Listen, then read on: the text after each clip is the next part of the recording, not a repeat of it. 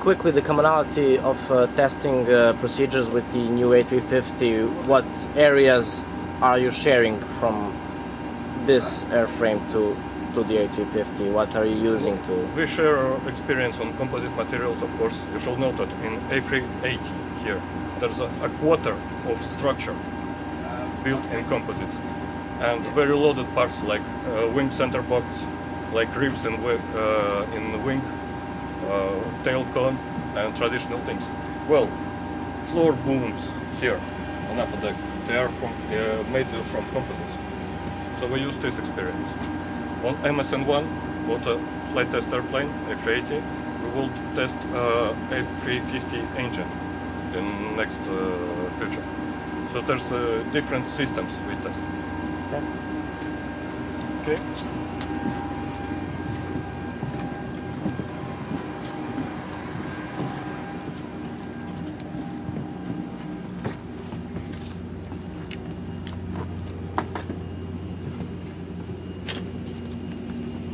Now you managed to make a cockpit out of paper and make it fly? Oh, basically yes, it's very simple, as our pilots say. It's touchscreen anyway. In so. 2 words, it's very, if you're familiar with A380, with any Airbus product, it's very similar. Transition from 320 or 330, 340 to A380, just half of time, then transition from different types, say from 737 to 747. So how it works? Overhead panel, autopilot. Here systems: hydraulic, electrical, fuel, electricity. Primary nav display. Primary flight display. Sorry. Speed, altitude, navigation, heading. A navigation display with vertical cut, with ground and meteor profiles. Engines and warning display with checklists. Systems display. Multifunctional display, which replaces small MCDUs modules. Onboard information system. Thrust levers, radio, TCAS, brakes, lamps. And of course traditional side stick to control. Very simple. Very simple. So if we have opportunity to sit in cockpit, I suggest we do it now. Okay, so this is the A380. It'll be familiar to any Airbus pilot. The philosophy has been consistent with the cockpit design from the start. With each generation it's evolved, so any Airbus pilot will feel instantly at home and will have a few new toys to play with. The idea behind that is that obviously it's cheaper and faster to train on something that's familiar. We have an aeroplane that is... can't work with this directly. No, okay. Is that all right for a level? What do you want me to show? Level? No. Level? Volume? Yeah. Okay. All right. Okay. Cool. So it's an evolution of what we've had before. The flight deck will be familiar, as I say, to any one with Airbus experience. So it is a minimal time to convert from previous times onto this. But even if you have no familiarity with the aeroplane, it's still a fast process. From a pilot's perspective, it's just great to operate.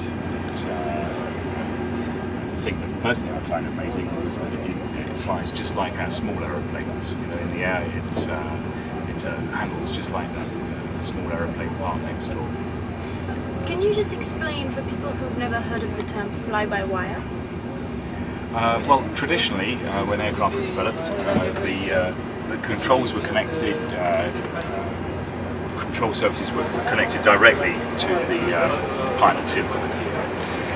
But by fly-by-wire systems, the link goes through computers. So our inputs are fed to a series of computers, and then that is then sent to the flight control surface, which enables us to put protections and things between in and in safety levels. And they say you're either Airbus or Boeing, or you're either an Airbus or a Boeing person. What makes you an Airbus person? don't really have much experience with Boeing, so I'm sure they have some good ideas, just like we do. But obviously, I think anyone who's flown this will have a fierce loyalty to Airbus. And I saw you the other day flying over the air show. How has it been here? It's been tremendous, great fun. We've really enjoyed flying here. Thank you. Could you tell me the this thing here? What's for? It's just that's non-standard. It's Flight part test. of flight testing. Okay. How did you get accustomed to the height of the aircraft? Not a problem. Not a problem.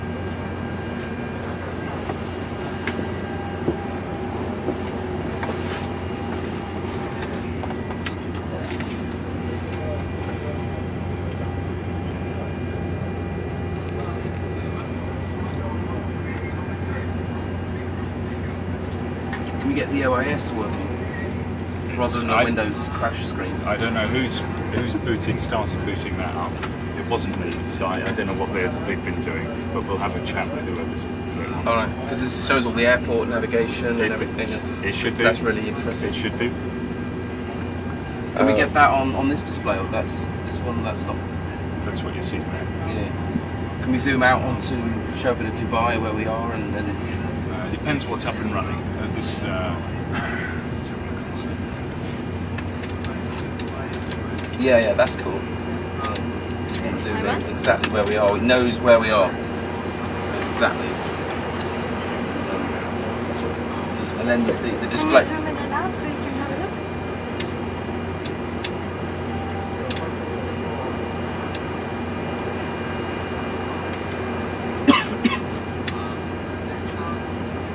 Terrain, weather, everything in red is higher. Is at the same level as we are, or higher, isn't it?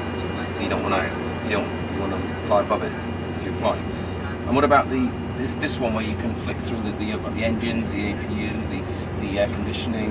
This is the systems display. I find that really. That's the engine indications. Yeah, pressures, different parts, generators. So you can see every part of the system, every system. What the status is on the aircraft, it's electrical, power. You can go with cursor on the system display as well. Cursor control, yeah, this is the unique feature of the A380. Only in this part here. It's for our communications data link. So in previous generation aircraft, we didn't have these two displays, they were small, the interactive displays at the side. On the A380 they're much bigger. The outboard camera is on these displays. Sorry? The outboard camera, the camera that.